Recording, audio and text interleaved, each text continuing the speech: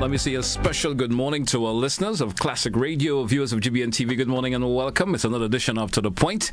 I'm your host, GT. Welcome to those of you also by our social media platforms, whether it's a Facebook page, YouTube channels. Good morning once again. Wherever part of the world you tuned in and listening and viewing, I want to wish you a great day. Let me say good morning to my guests. We, of course, have Dr. Stephen Fletcher with us this morning. Good morning to you, sir, and welcome. Thank you very much. Good morning to you, GT, and morning to all listeners, viewers, wherever they are, as I said, around the world, right? So true, I know GBN is quite a far-reaching network. And therefore, I want to say good morning to everyone and wish everyone a very successful 2026. All right. Yeah. Of course. So, Dr. Fletcher, you're with us this morning. We have an interesting conversation that we're going to get into this morning. It heals around one of the. It seems to be a topical conversation per se that's around these days. It's relation to, of course, OCS countries being asked to, accept, some folks may say refugees, some folks may say non-immigrants or immigrants per se from other countries, and say it in that way. I want to get the conversation rolling off like that. In January of 2026, several OCS, Eastern Caribbean states, members, of course, including Dominica, Antigua and Barbuda, reach agreements in terms of with the United States to accept third-party country refugees and asylum seekers, if we put it in that way, who cannot be, for some reason, cannot be returned to their country of origin, for some reason or the other, like that. One of my critical questions I want to ask in relation to that. Let's talk about the legal and security concerns in relation to this to get the conversation rolling off. Individual vetting. What specific protocol, I may ask, are in place to ensure that individual with violent criminal, backgrounds are not accepted in these small island nations? Okay, great. Well, thank you very much for kicking it off in that way. But I will want to do two things. I will want to correct one thing and then put the discussion in a broader context. Okay. Let's put some background and so to it.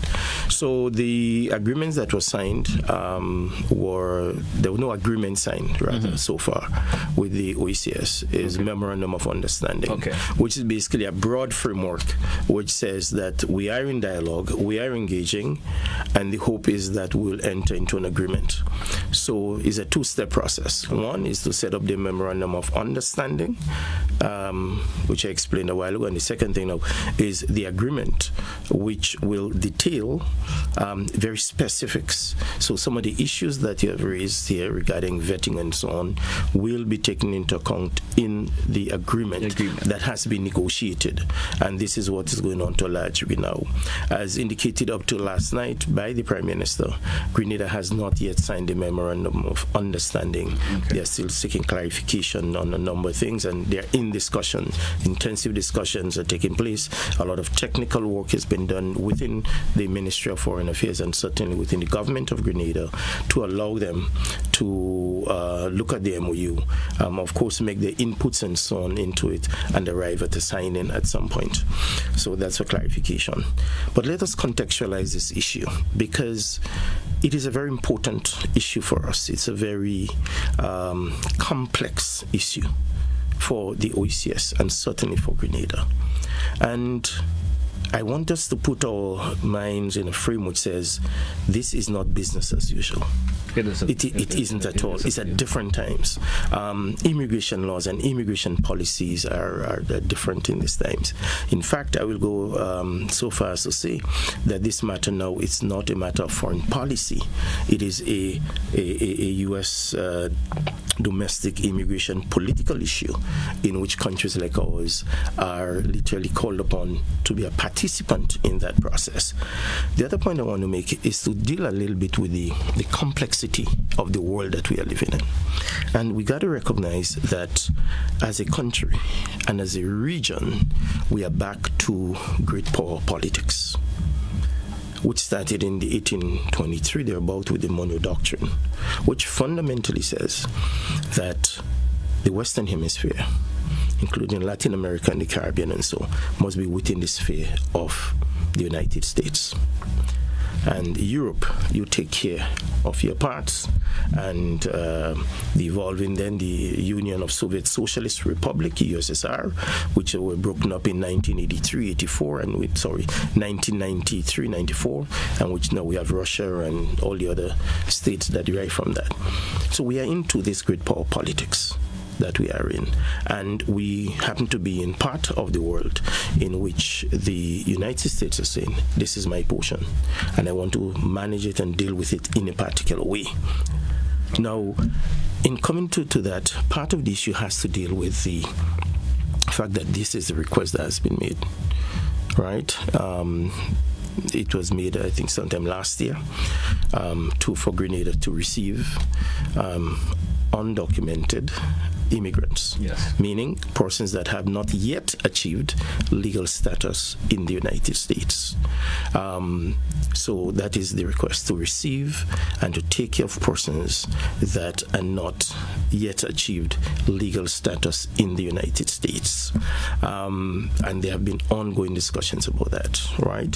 So I understand the Grenadian passion on this issue. Yeah. So let me jumpstart on that. I understand the concerns that people would have. We'll have security concerns, to your point. Yeah. People are going to be concerned about the security of Grenada. And that security concern, let me add the other concern we may have, financial concerns. How are such persons coming into Grenada will be provided for financially and so on? What is in there?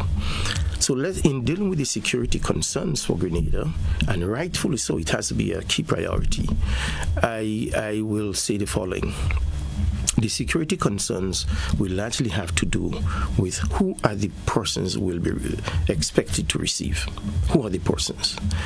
I want to debunk something that's been very much at the forefront of the discussions, which says that the persons coming are basically criminals and they will be rapists and the worst type. I want us to, as a Grenadian people, to really reflect on our thinking and our narratives on those issues, because not everyone that is due for deportation from the United States are criminals as we are defining them. What we do know is that they do not have legal status to remain in the United States. Yes. In fact, the ICE own statistics have shown that 80% of the persons detained thus far has no criminal records. So 8 out of 10 persons have no criminal record. That is the ICE data. Now, I accept it because if we were to think of what is the strategic narrative that's been propelled by the administration, it will say, we're getting rid of criminals. And therefore, ICE would have said, well, look, 80% are of such type. But the statistics is showing, no. These are persons that have that are in breach of U.S. immigration laws of one type or another, and they are due to be repatriated. So I want to deal with the security issue by broadly. Yes. That is what it is. Okay. Mm-hmm. So somebody asked a question also. The legal status of this. Mm-hmm. When I say the legal status, what will be that permanent legal status of those refugees per se once they, of course, arrive in the OACS? Mm-hmm. And also, will they have a part of citizenship and permanent residency once that occurs? I will tell you what my views are on this, and this is my personal views. Yes. It's a very important question. It is a very critical question. What would be the legal status? Now, I will say this. Grenada has to approach this issue with a very deep sense of commitment to deep humanitarian principles. As I said on a program over the weekend, my own view, I'm taking a humanist approach to it, a humanist economic approach to this request. So we must take that into consideration. We must also use on the basis that there must be some international and local legislation in which framework, right? Not but framework in which Grenada operates. So I have articulated the view that probably for consideration is the view of looking at probably creating a special immigration status for such persons, right? Coming in. Because the reason I'm saying this, or one of the reasons, is that we are not certain that the persons who have opted to be here under this program will want to remain in Grenada. They may very well, after some time, says, you know what, I want to go back to my home country. I want to go back to the country of my parents and my foreparents. And therefore, as part of the negotiation that should be taking place, I would expect the OECS negotiators to bear that in mind. And therefore, the agreement should reflect that possibility that persons may not wish to remain in Grenada or any other OECS states. They may wish to repatriate into the country of their parents or grandparents or wherever. So that has to be taken into account. Having said that, and I think the Prime Minister dealt with that last night to some degree, providing some explanation on this. But I will go to make this point that it is a real consideration that people have the legal issue. In other words, is Grenada putting itself up for legal jeopardy by facilitating a U.S. policy? Though the U.S. policy is very clear that if you are illegal in the United States, you don't have a documentation, you must be removed. What, in my view and in my humble opinion, and I'm not an expert in that legal international relations aspect, although I have some experience in it, is there any legal jeopardy that Grenada can suffer, or the OECS can suffer, as a consequence of a legal agreement with the United States for receiving third country citizens? Is there that? And I have no doubt in my mind that the OECS, the brilliant minds that are on that negotiating team, whoever they are, will take that into consideration, because no one will want to put Grenada or the OECS in jeopardy by so receiving persons that is deported. I shouldn't use the word deported, because they're not being deported. Deported referred to when you're coming back to your country, but that are requested to leave and go to another country. And let me make this point here, because it's important that we use this as a learning opportunity, right? Yeah. The United Kingdom has a very similar program with the African country of Rwanda, where persons coming into the UK, and albeit is not everyone, mainly persons arriving by boats, as they call them, and so on, seeking to live in England, they are sent to Rwanda, right, through an agreement between the Rwanda's government and the United Kingdom government. There is, they receive financial support, the Rwanda government, from the UK government to facilitate such persons, to have them assimilate into the Rwanda's society. So this is not new.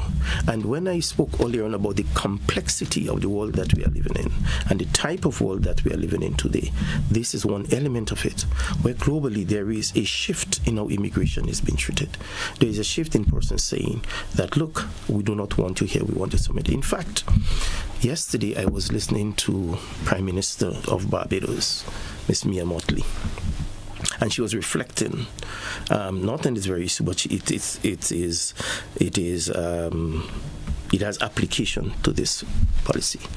And she was referring to countries evolving, I suppose, immigration policy, where they said we have too much of this type of person here, and you know, what can we do with them?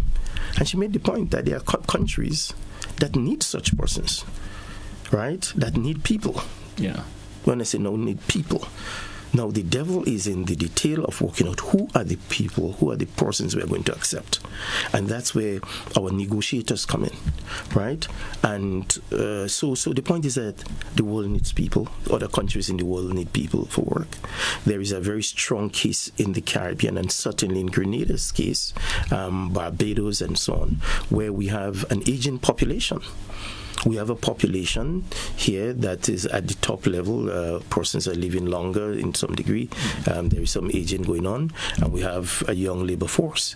But in simple economic terms, if we were to look at economics and we look at the issue of demand and supply in many countries, you need to have a certain volume of persons, a certain quantity of persons for things to be economic. Let's take it down to the business level, micro level. Grenada is so small, population-wise, that, if you have one good business in an area, there's no room for a second one. So true. Because we do not have the customers to serve 2 and 3 and 4. So competition is limited.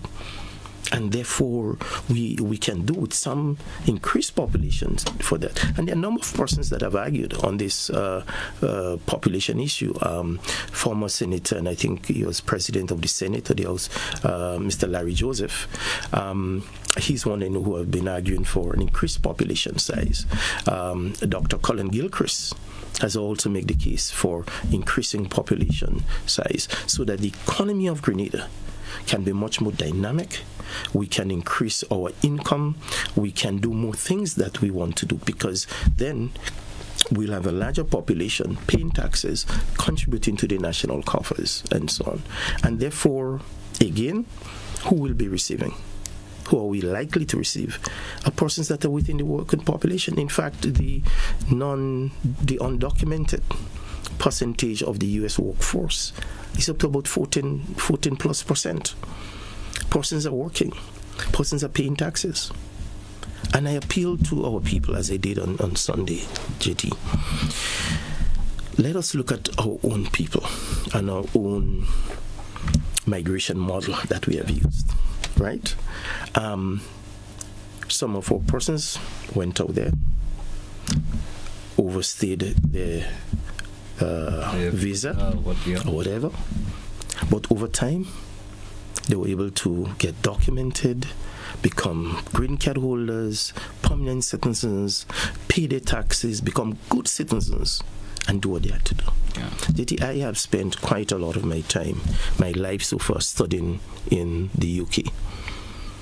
All of my post IFE, now TAMCC, education has been in the UK, up to the level of my PhD at Aston University, Birmingham. And I met a lot of students all over the world who arrived in the UK under various circumstances. Not all of them came to the UK as I did, which is I came to study, and here's my necessary documentation. They came there under unusual means, but they were studying to become whatever they want to be. They were part of the system. They got assimilated into the society, they make the changes, and they were working, paying taxes, contributing to the revenues, contributing to the overall cultural integration of society. And I know in Grenada we are concerned about that. I know that we see ourselves already as well-knit, stable society. Our culture is more or less uninterrupted in many regards because we have a majority of pure Grenadians, and we know when I say X to GT in a cultural context, GT understands what GT. Just a timing on you of this, it's bringing an idea to my mind. Sometimes you wave the comparison with the US, the UK. Mm-hmm. They have the economy that can accept the migration that they're receiving. Look at our small countries as Grenada, Barbados, Antigua, who are small countries. I understand when you say, the population is small, but would we be able to accommodate? If all the Grenadians that are living in the other parts of the world are to return, are we able to accommodate? Would it make Grenada economy better?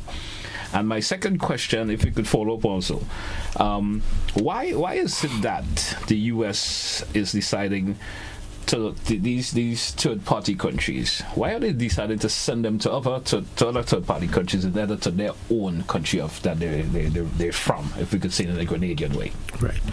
So with regard to the first question about our ability and capacity to absorb more persons into our Grenadian society. So one of the things about human migration over the years is that we are not likely to be in a situation where the majority of persons who migrated and remain outside will want to come back to Grenada. That's true. It's not going to happen. Yeah. It has never happened in history. It doesn't mean it wouldn't happen, where the majority says, look, I think I want to make it back home. Yeah, what I do know is that given the environment now, more Grenadians are looking to return. And I'm sure from as a Grenadian, I'll welcome that. More persons come back with talent, skills, resources, and build the economy. Now, I believe in something that is called population push economic growth, which is the size of your population can spur economic activity, can spur social activity, can spur growth overall in the economy, because the economy ought not to remain stagnant. It is growing. We have land mass that could allow us to do it. You drive around the country, you see the number of abandoned houses, the amount of empty lands, even cultivated lands or lands that have standing crops that are covered in bush and so on, right? Yes. So I think as a country we have the capacity to absorb more persons, and by that absorption will grow.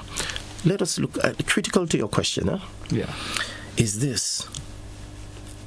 We look at the hospitality industry, we look at the construction industry, we look at even private businesses. And one of the major challenges is having enough persons, having persons with the right skill set.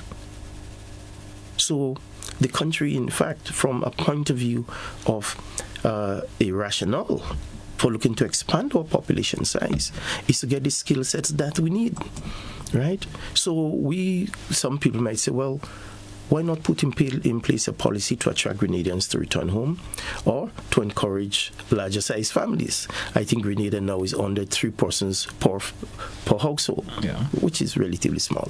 So, but yes, that can be done, and that will be a work in progress. But if we can get already persons with skill sets that are able to come into the country, get jobs, because there are jobs, we're not begging. In the construction industry, a lot of funds, work is delayed. Government projects are delayed because you cannot find persons on the jobs.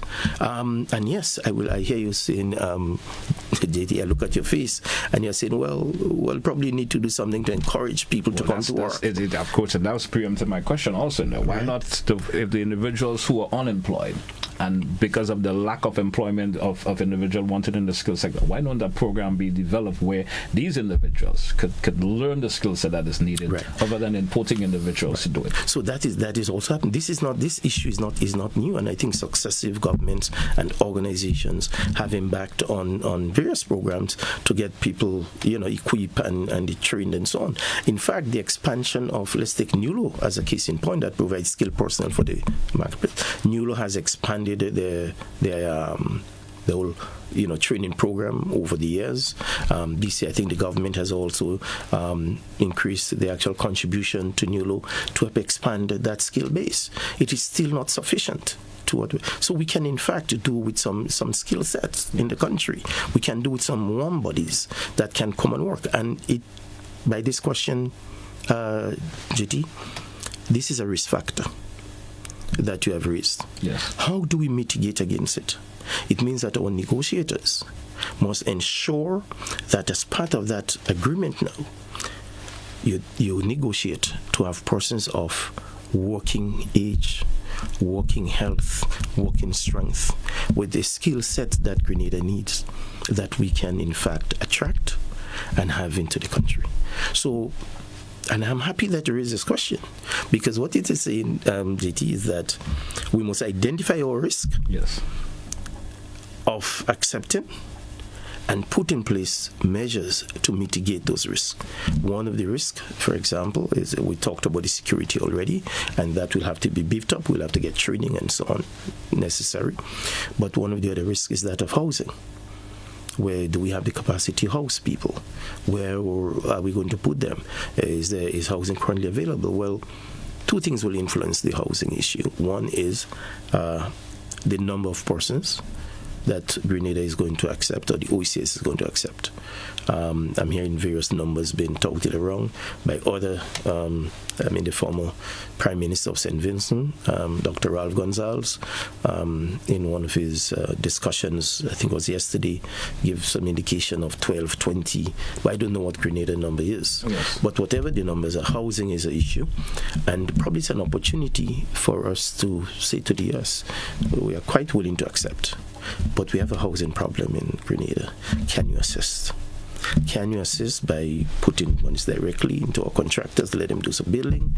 Or somebody might say it might take too long. Well, the U.S. military, they have a department called, I can't remember the name of it, but they're very good at building, right? They build very fast, very efficient. Can we get them come to put up the number of relevant buildings, locate it in certain areas, and so on, and get the housing down?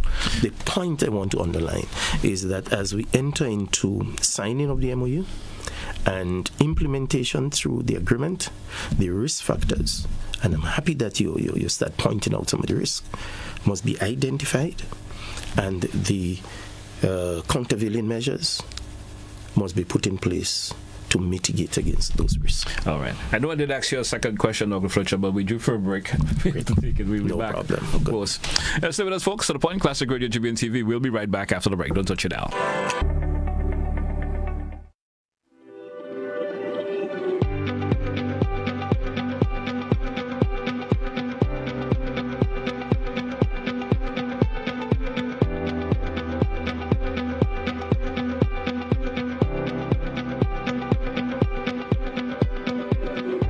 Sunrise Diagnostic Center is the place to visit for your medical laboratory test, ultrasound, X-ray, mammogram, ECG, and ultrasound guided and bone density test. Also available are COVID PCR and antigen tests. Most results are available within 24 hours. Sunrise Diagnostic Center is located at number 9 NS Building, Melville Street, St. George's, with sub-offices in Grand Anse, Wall Street, and Grenville, St. Andrew. Visit Sunrise Diagnostic Center today at any of their offices or call 440-3709 or cell phone 415-9522. From the farm to the store to your home, supporting farmers, catering for your needs. The Food Fair Supermarket provides fresh fruits and vegetables from its 2 convenient locations for over 5 decades. The Food Fair Supermarkets, where you can fill your baskets without emptying your pockets. If you thought 2025 was amazing, get ready, Grenada. GBN's Old Young Fest is back and bigger than ever. Join us on Saturday, the 31st of January at Pearl's Airstrip for a full day of food, culture, and fun. Watch competitors battle it out for the title of the best original oil down, the best seafood oil down, and the most festive display. Enjoy live calypso and a steel pan, children's activities, traditional ring games, and plenty vibes for the whole family. Gates open at 10 a.m. Don't miss the celebrations of Grenada's national dish, GBN Old Young Fest, where culture, flavor, and tradition comes together. See you on Saturday, January 31st at Pearl's Airstrip. And remember, GBN's Oil Long Fest is proudly sponsored by Glen Spring Water, Grenville Credit Union, the Marketing and National Importing Board, Echo Blue Limited, Rush Distributors, Grenada Cooperative Bank, Grenada Paper Products, Hubbard's, Superb Distributors, and Grenada Motor Club.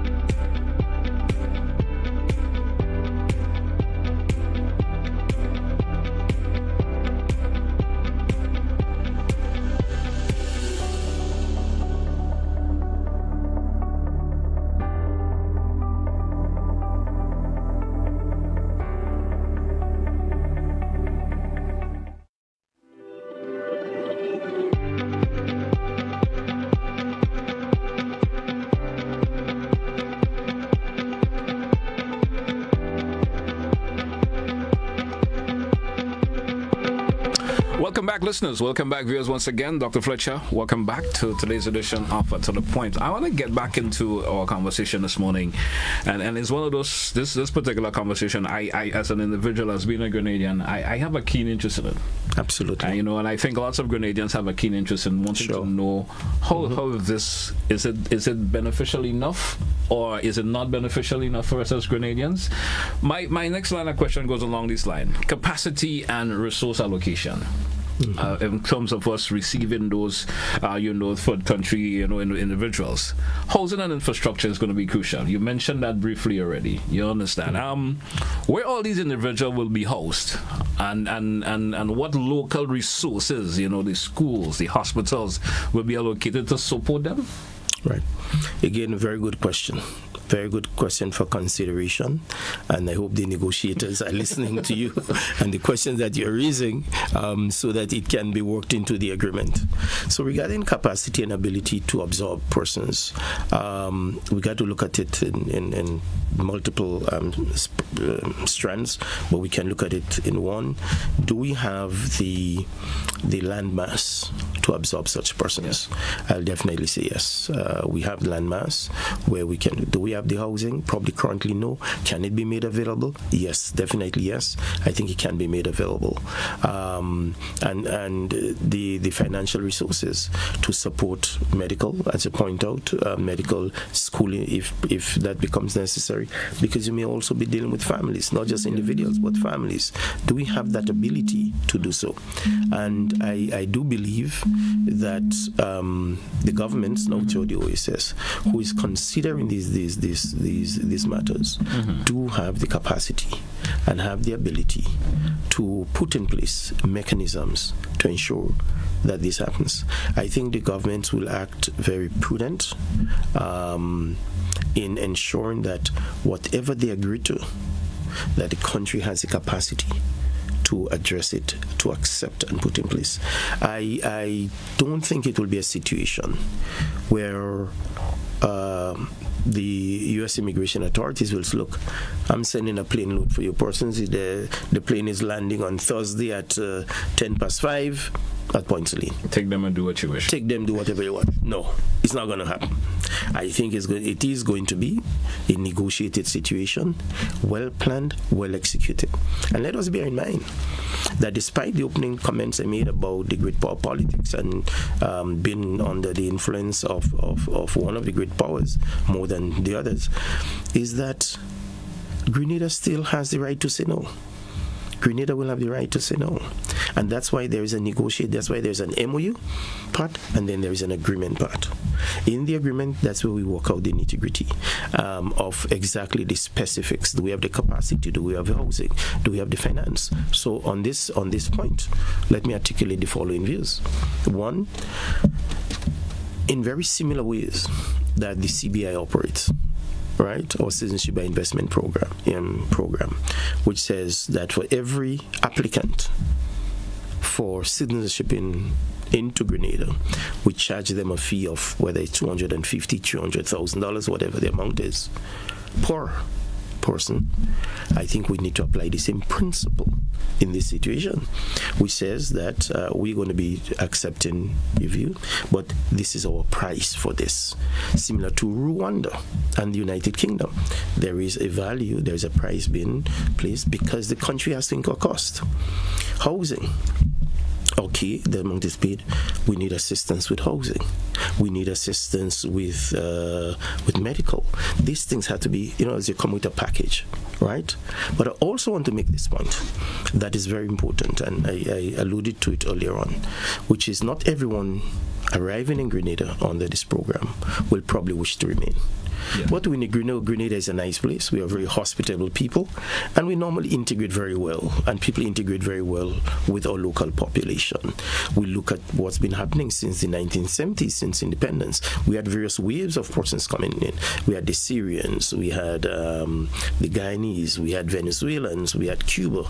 We're on to a second wave of Cubans right now, and the Chinese certainly, and people assimilated into this country. But there are those who came and left. under this current or the 2B program, I also suspect there are persons who, when arriving here, will say, no, I want to leave. I want to go back to where I come from. I do not think the government of Grenada will say, no, you can't go. We have signed up to certain international agreements. It might become a human rights issue. I want to leave. So what is the implication for our negotiators? The implication, in my humble opinion, again, risk-based analysis, is to say, look, we must have financial support for persons who are arriving and wish to be repatriated or to go back to their country of origin or the province of origin. There is a financial cost. That cost could be a one-way ticket to the country that they wish to go back to. That must be in place. I also want to ask you this, because you said they're still in that negotiative state of this for now. Just an MOU that is in the format that it's in for now.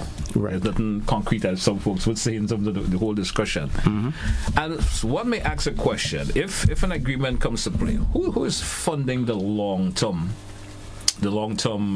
settlements per se of these refugees?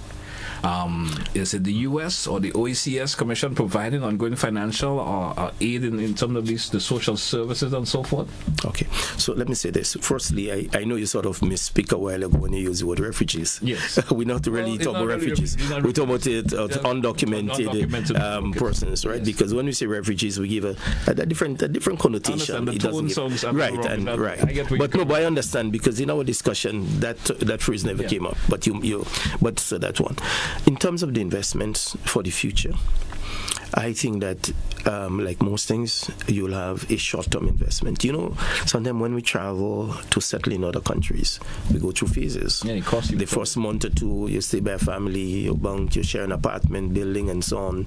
And then you start working, and you move on to get your own apartment, you find a job, and you settle in. I think similarly, if we pay attention to one of the first questions we address, which is who are we expected to receive?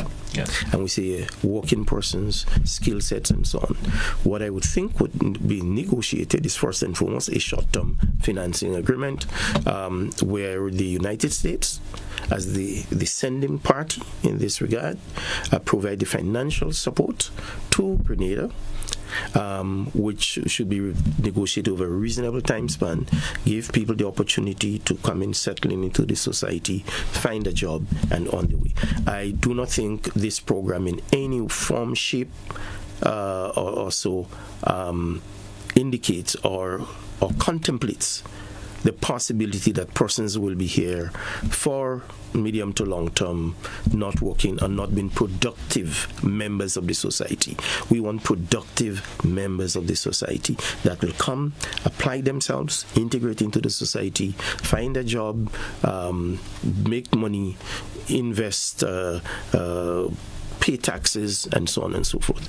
Because let us look at what has happened. I mean, all those different circumstances, JT, but, you know, if you were to look at some of the businesses that has sprung up over the years in Grenada, and most recently in the south of the island, a lot of those are really entrepreneurs from overseas. Is that true? Overseas entrepreneurs. And we also know a fact about migrants is that when we travel to other countries to settle, we work hard. But isn't the circumstances different? The circumstances in which they arrive in might be different. Yes. In other words, you're arriving in a country in which you do not have any heritage. Yeah. You don't have a foundation. But as human beings, we learn to adapt. We adapt very quickly, and notwithstanding the circumstances on which they will be sent here. But I also understand, by the way, that persons may have an input into saying where they wish to go. Okay. And then Grenada and the OECS also has an input in negotiating who we wish to receive.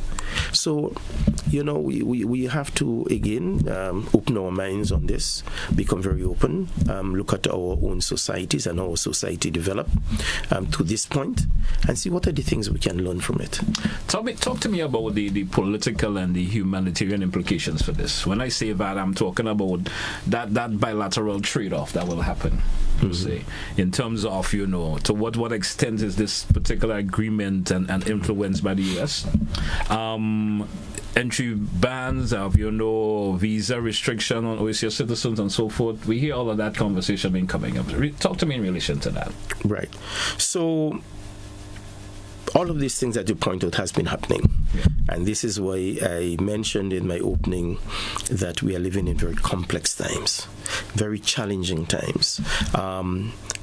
This experience that we are going through right now, we have never been through that before as a people and as a region.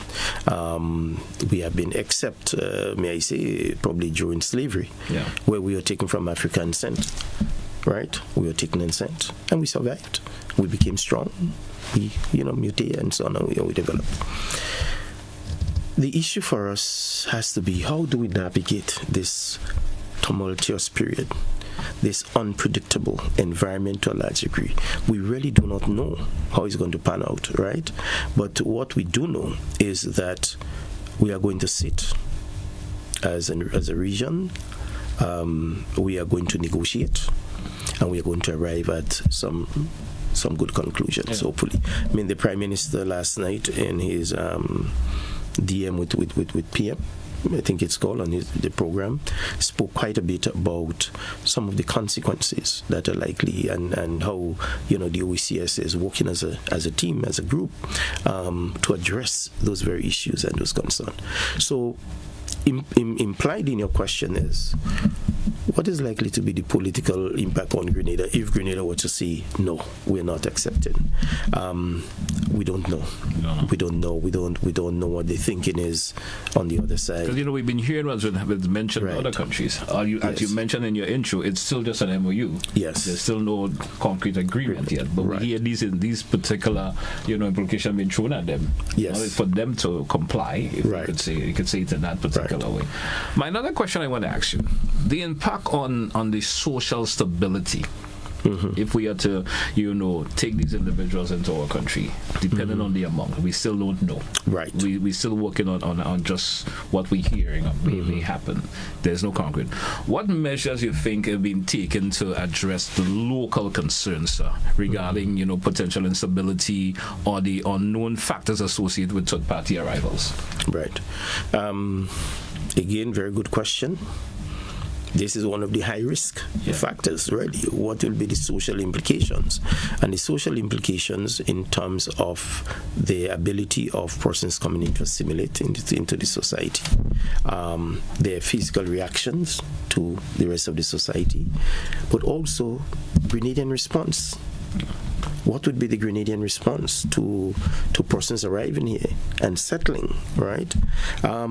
This is one in which I think the government will have to, and I understand it's been contemplated at this point, you need to get people to begin to apply their minds to these kinds of questions and to put in place structures, policies and programs to ensure that there is a deep amount of assimilation into the Grenadian society, because one of the risks is that you can get persons in and it can lead to local conflicts. Yes. Right, whether it's because of a difference in language. So to a question of social impact, one of the things that we know is that the vast majority of persons that are due to be sent to third countries from the U.S. are Spanish-speaking persons. Okay. Right? Mexico had the actual list. So out of the estimated 14 million persons that are were defined as unauthorized immigrants in the U.S., I think Mexico has about 4 million of that. And then we have high numbers from El Salvador, from Guatemala, and so on, Cuba, and so on. So quite the Caribbean, Canada, and so on has about under 1 million or so persons that are documented that way. So one of the social impact is the language difference. In negotiation, during the negotiation process, I expect all negotiators to identify those persons that will need language training, the conversion. And as part of the work of that committee or department by government will be to ensure that there is language training for such persons to be assimilated. But not just language. I think it gives us an opportunity now to put in place mechanisms and instruments that allow for persons coming into Grenada for permanent residency to go through a program that allow them to understand our language, our culture, our foods, and the nuances of the Grenadian society, so that persons are better able to be accepted by our local population. They'll have a better appreciation, understand our culture, our do's and our don'ts, right? How we conduct ourselves and so on, to our good neighbor policies and principles, that we still say good morning and good afternoon and good evening. Many a times I run into persons here, and when you say good morning or good afternoon, they're kind of surprised, they're taken aback, right? Seems like a thing of the past. Right. Okay. So those things are things that I believe, again, your question, leading up to framing a comprehensive policy, a comprehensive program that would allow for persons to be assimilated, so that years from now we can look back and say, you know what, it was the right decision that was taken. It worked for us. I asked you this question earlier, but of course, to the extent in which you answered the one previous before it, you didn't get to answer it fully. And I wish I could get a bit of an answer. You may have to share it in terms of your own opinion. Why is the U.S. not sending these individuals back to their own country? Right. Unlike wanting to send them to the Caribbean, where we have to accept these third-party individuals. Is it that their country do not want them, per se? Or is it that these individuals prefer not to go back to their country that they originate from? So my general reading on this, and again, it's a very important question, first question that, well, send them back to their country of origin. Yeah. Why not? Right? I have friends, and we have had very vigorous debates, very robust debates on this very question. Why not? All right, because it's a main concern of persons. Why they don't go back to the country? I am not sure from the U.S. policy point of view why that is happening, but I can probably guesstimate in general terms, right? Just guesstimate. I would say that, for example, from the U.S. policy point of view, it might be, look, we want to get persons moving. Yeah. And we have thousands of persons there. We don't want to put mechanisms in place to identify every country where you're from, and then to go and negotiate with 100+ countries around the world about who's receiving and what's receiving. We're going to send you. But that question gave us the ideal opportunity to say, look, give us, as part of the negotiation, we want a one-way ticket, because persons may not want to remain here. Because as I understand it, those persons have an option when next where they want to go. They'll be presented with a set of countries, and they will select. So that's what. The other reason, JT, is that, as individuals, sometimes you leave a country, and you for whatever set of reasons, and I wouldn't want to speculate as to what those reasons are. You may not wish to return to your home base, because you're probably left under certain circumstances that may not be very pleasant. Yeah. But you may also live with ambition. And that's one of the things we have to bear in mind, that some of those persons that are due to be sent to third countries, they went to the United States with ambition, the majority, to improve their life, to live a better quality of life, to help their families back where they come from, to improve the quality of life. But things didn't work the way that they anticipated it's going to work. And they get caught up in the legal frame. And I could see some of them probably crying. I don't want to go back home. I fail my people. I fail my family. I fail my friends. I fail my community. I know probably I can go somewhere else and start over. Yeah. Start over again. Right? So these are the reasons. Might be very I don't know, and it is not so much in the public space as to why this action is taken, but we know, and this is why I also reference the UK Rwanda situation, where persons are also non-Rwandese, persons from multiple countries, African countries and so on in particular, are sent to Rwanda, right, under an agreement that allows that to happen. So, I think, but you see, sometimes you still have to understand, if someone is of an African descendant and they send back to an African country, it may be an easy way of integrating themselves. Right. Think about someone from Mexico coming to Grenada. It's a total difference. Yes, we may have other individuals from other nationalities in Grenada, as you mentioned earlier. They are Chinese here, they were Cubans here, they are folks of Asian race here. They may have settled in, but then it always a different in terms of the settled in part. That's when I think the level of concern will certainly come about. Well, a couple of things. One is that, we are normally put in of LAC countries, Latin America and the Caribbean. We had people outside of the Caribbean see us as one, but different languages. Yeah. I remembered Maurice Bishop used to articulate the view that we are one region. We are swept by the same oceans, but we speak different languages, and so on. That's true. In the case of the African continent, again, wide and varied countries. They speak Portuguese, French, English, name it, right? German, and so on. So you have wide language differences, different cultures, and so on, although they come from the same continent. So there are some strong similarities in what is happening there that we can, we can learn We do for a break. Let's take it. We'll be right back to us. 435-204. When we come back, we give our truth to our listeners and viewers if they may have a question or two. When we come back. Stay with us, folks. Don't touch it down. We'll be right back. Don't touch us.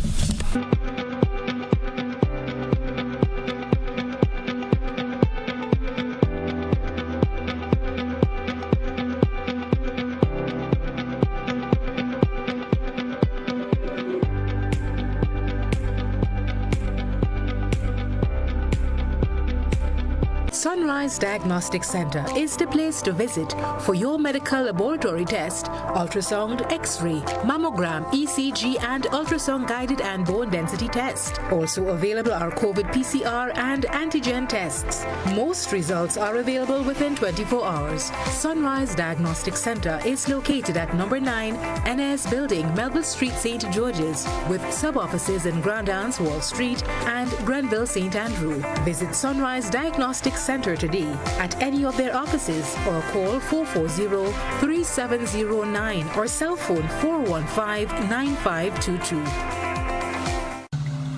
Asian Spa and Wellness Cafe, nestled in the serene surroundings of Le Phare Bleu, Calivini Bay, St. George, is the perfect spot to unwind and relax after a stressful event or when you wish to spoil yourself in the most comfortable and relaxing atmosphere. They offer many different massage modalities, including thigh hammer, washer and cupping, signature thigh deep tissue massage, also facials to depuff and tighten pores, deep cleanse full body, hair and nail treatments and more. Take a walk down to the cafe for authentic Thai breakfasts and delicious traditional dishes. Choose from our special mixed drinks, both hot and cold. Opens daily. Visit Asian Spa and Wellness Cafe today, Le Phare Bleu, Calivini Bay, St. George, because you will not regret you did.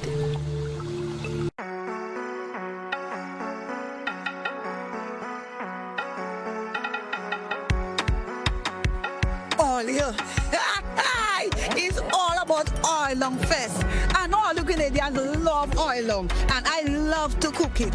And you know what? I'm the champion from last year oil long fest, and I'm looking for competitors. I'm looking for you guys to come out there and let's cook up the thing and let's have the collards. Look at that, the national dish. We don't want no white oil long, we want oil long with color, juice and taste. So all you come, let's compete. Let's go on pause airship on the 31st of January 2026.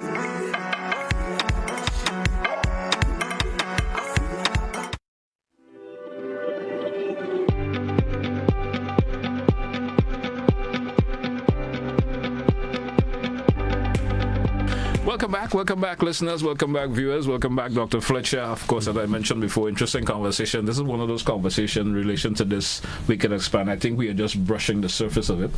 We could certainly expand this a whole lot. This could be a 2-hour conversation in just one morning.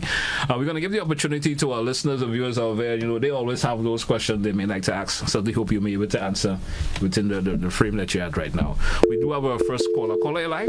I guess we lost that caller. 435-2041. 435-2041. We go back to the phone line. Caller, you're live. Good morning and welcome. Good morning, GT. Good morning to you. And good morning to your guests. Good morning. Sometimes information is very critical. It puts you at a... Hello? Yes, we're here with you. Go right ahead, please. Yes, sorry for that. It puts you at a stage where you are informed.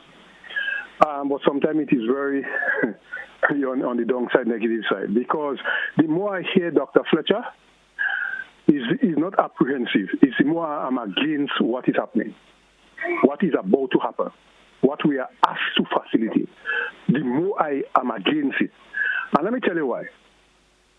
We all know that the reason put forward by the Americans, by Donald Trump, and Mr. Fletcher is afraid to say that not the American government, Donald Trump.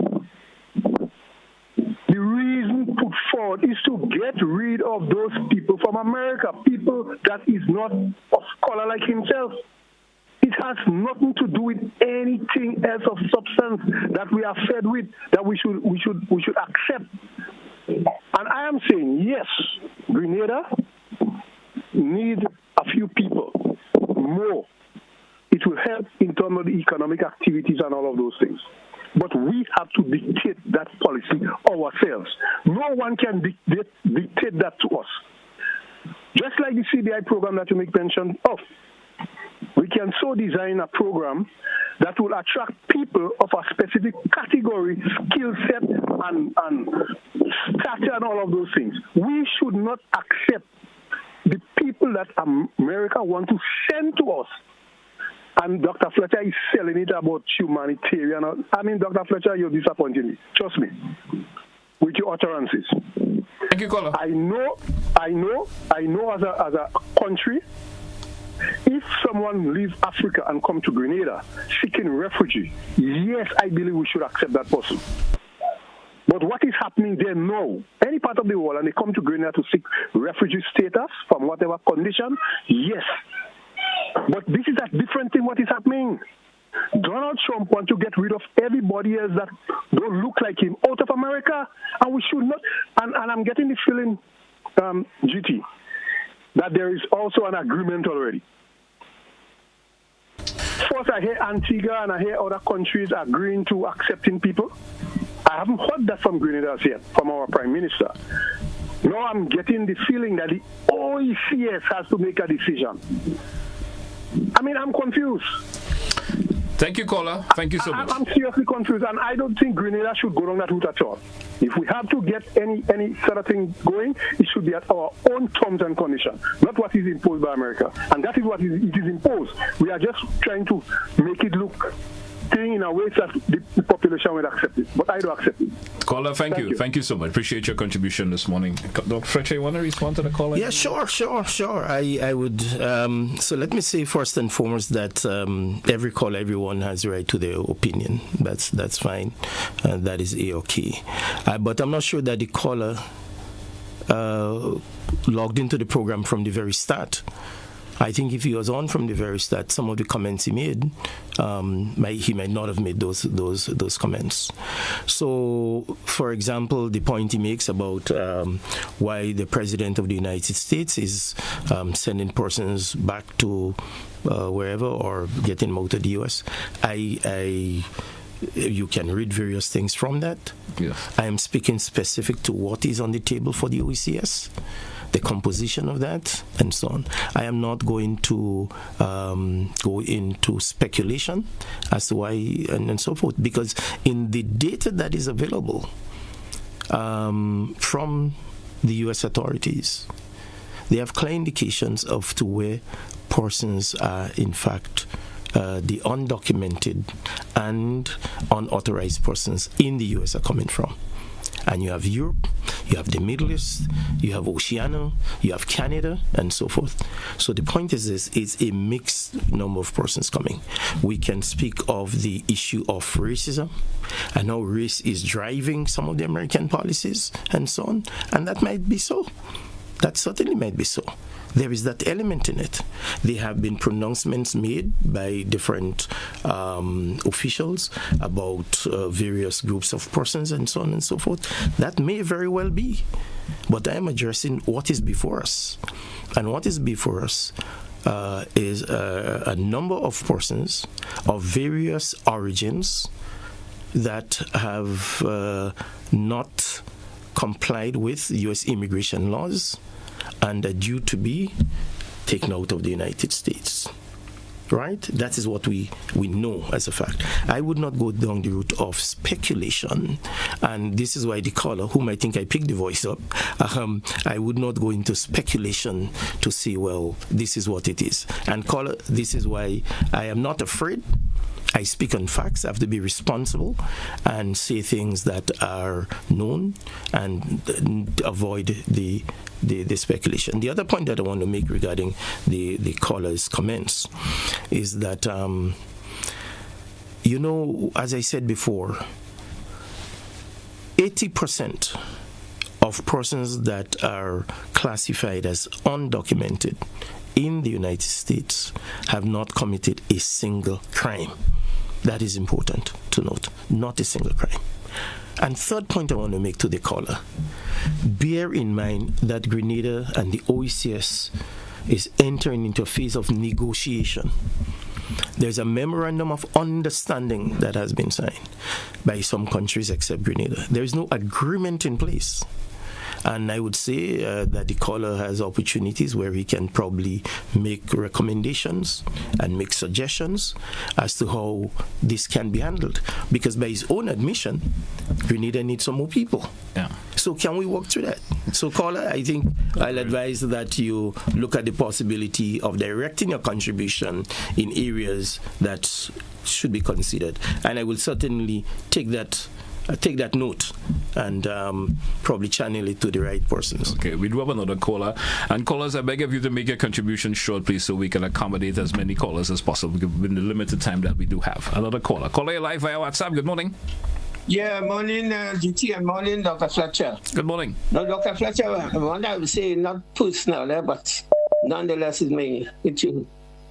In some way, I agree with the first caller, because for me, some of the reason advance about we need more people and that kind of stuff, I don't think that adds up. We could go and get our people from around the world with skills who've been clamoring to come back on the condition that they could contribute. So in terms of hoping to fish out people, personnel that we may need out of that system that being the racist supremacist system that been implemented. We need to go back to history too, to see what happened in Europe leading up to the Second World War. Similar to we're doing now. I don't have much time, so I want to hurry up. Instead, I don't think, Dr. Fletcher said, look, we are negotiating as a region. No, St. Kitts said, they signed a memorandum and they said no Haitians. To me, that's the biggest insult to our people. We have been deporting Haitians. Why not, first of all, work with our people, try to get our people down, and then at least the Haitians are very skillful people. Even the American admit that. The city where Donald Trump said people were eating cats and dogs, all the business people say how hardworking and how industrious in the Haitians are. Why not we think about that? Of course, we have gone to Citizen by Investment Program, which has its own difficulty. Its own challenges. We could remember also, although it arranged differently, the problem of Fiji, where you have people who came in and replaced the indigenous people and their conflict. Also in Sri Lanka, we have where they brought in the Tamils, and so we have to take all these things in consideration. I don't think we have not even learned how to live with each other. We have to learn to live with each other first before we thinking about other people. I know I can't stay long, but I think we need more conversation, and that I don't buy what Dr. Fletcher is saying. Cheers. Thank you, caller. Thank you. Response to the caller, Dr. Fletcher? Sure. I welcome the comment by the caller. It is good to have that kind of discussion. But let's be very clear. This issue arose not because Grenada is going out there and look for workers. Grenada is not on a recruitment drive. And Grenada, as far as I know, has always been open to, from way back, from independence, from the time or people travel overseas, to welcome Grenadians back, right? Yes, probably some persons may want a specific regime to allow them to come back, and that is fine. But, caller, this is not a program in which the government of Grenada or Grenada is going out there and looking to recruit persons to come into Grenada. This is not the case. It is a case where you have a country that has made a request, a country in which we have strong economic ties, strong social ties, strong financial ties, and they have made a request of you. Therefore, it ought to be considered. What are the considerations that we are putting out on? There are many things to be considered, right? One is the maintenance of relationships with all countries throughout the world. As the Caribbean often says, we are friends of all, satellites of none. But we also must recognize where we are in the scheme of things. And I could understand some persons arguing that, we have so much power and rights that we can stand up and say certain things and so on. I am not sure about it. We are in a certain geographic space. Whether we like it or not, that is the reality. Whether we like it or not, there is a recommendation, there is a proposal, there is a request on the table that Grenada must respond to. And as a country, we must look for the opportunity that may arise when things seems to be dim, where things seems to be challenging for us as a people. Can there be an opportunity? Can we use what seemingly seems to be a negative situation in which Grenada finds itself? I don't think Grenada and the OECS begs to be in that position. I don't think we went looking to be in this position. But we are dealt a hand, as it is said. And we must respond to that hand in a responsible way, with rationale, with sound judgment about how we are going to respond. And it's all emotional for us to say, well, Grenada shouldn't do this, and we should do that, and we should do the other. Let me make this point. As a person, and as the caller says, you don't want to make it personal, but let's make the point. I am of an age where I saw Eric Matthew Gary. I have seen revolution. I have seen post-revolution up to this point in time. I have participated, involved in many activities, political, social activities over my lifetime. And I've heard many narratives being run up and down the place about things. This question of that request that we are made of, that is being made of us as a region. And I heard again Prime Minister Mia Mottley of Barbados talking about this issue of sovereignty versus independence versus survival. It wasn't framing that way. I'm paraphrasing. We are at a critical stage. And all the thing that the caller says, we can do it. I believe in it. And I think he knows my views on those matters. We can go out and find Haitians. We can go out and find others and so on. But a request has been made. And we must respond to it in a responsible way and put forward reasons, rational. The issue of the skill set is one to say, well, look, if we have to receive people, a request is made from a friend, how can we do it? Who do we want to come into Grenada? What are we looking for? What is the win in this situation? What is the opportunity?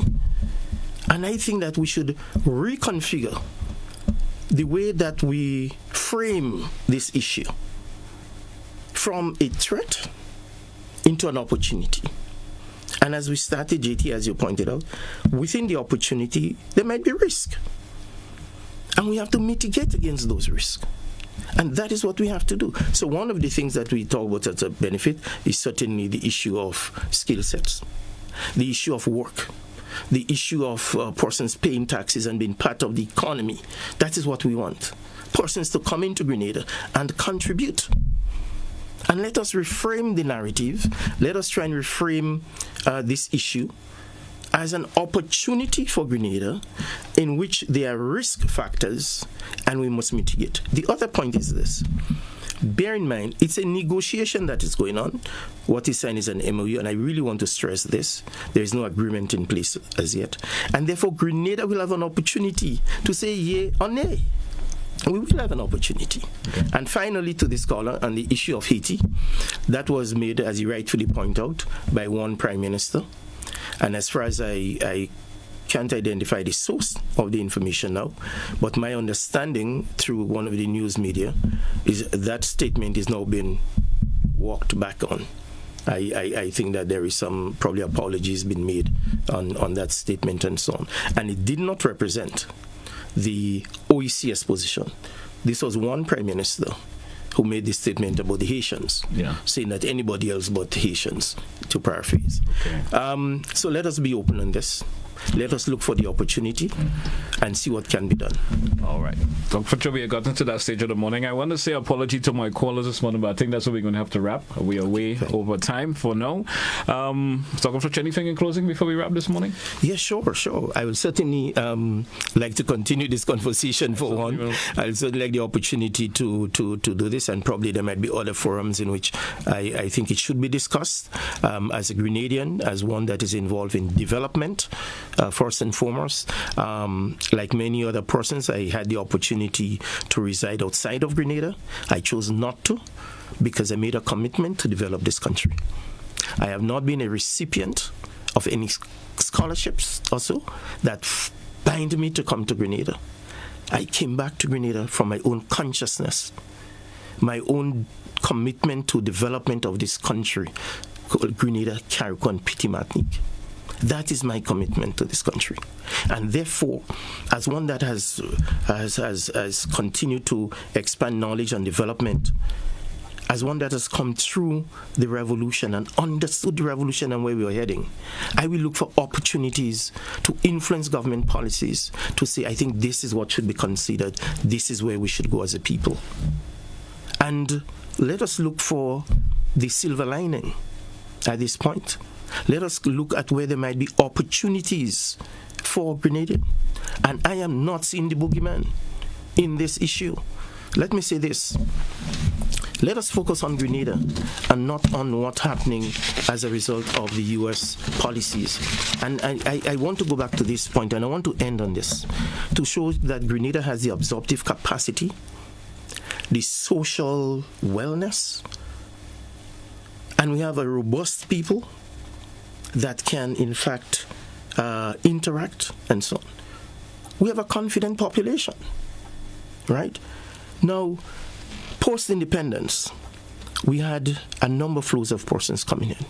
We had the Indians, we had the Syrians. Did they all come in totally on a legal basis? They were not forced, let me say this. They came in voluntarily. That's the fundamental difference now. There is a voluntary, but as I understand, within this group of persons that we are looking at, they will be, it's a negotiation. Yeah.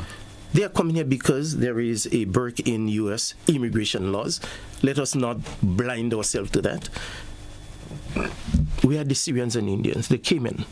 They got involved in manufacturing and retail. And none of the manufacturing plants that were established around were done by such persons, whether it was in textile, right, whether in other forms, right? That were the SMTs. We had the Guyanese that came in. Most of them, the vast majority, came in through the education system. They were employed in education, and they made a significant contribution.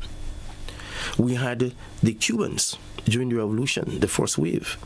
We're having a second wave now. Right? Now, the vast majority, we have the Venezuelans, we have the Montserratian. The vast majority, different circumstances. And I agree to that. And listeners and callers, I know that very well. Most of them came in under different circumstances, planned, organized, and so on. But there are some that also came in without that legal document, without being documented, but was made, right, over time. That's why we have an immigration ministry that deals with immigration and so on, that is busy sorting these sort of matters out. And my closing comment would be that this is an opportunity for us to show our humanity to the world. Same persons who are talking about humanity and all these things, a request has been made Think of yourselves, your family, who may get caught up in that situation and is looking for a way out, and do not have the opportunity to probably say, I want to come back to Grenada. But they want to survive with humanity in themselves, be out of a detention center and find a place for a second opportunity. Let us give them that opportunity. Let us give them the chance. Let us stop getting all hysterical about what could otherwise be a situation. And some of the people that I've called, I happen to hear some of the voices. These are the persons that believe in international solidarity. International solidarity. So why not us extend that international solidarity, that humane aspect that we have, that some of us have lived by over the years, into a situation where we says, yes, we don't like what's happening out there, but we have no control over it. But as Grenada and Grenadians, let us adopt an absorptive approach, a humane approach that says, let us make the best of it. But like you said earlier on, Auntie, that, you know what? There are risk factors involved. Nothing goes without risk. But let us put the risk mitigating measures in place to address those issues and ensure that we continue to grow our society.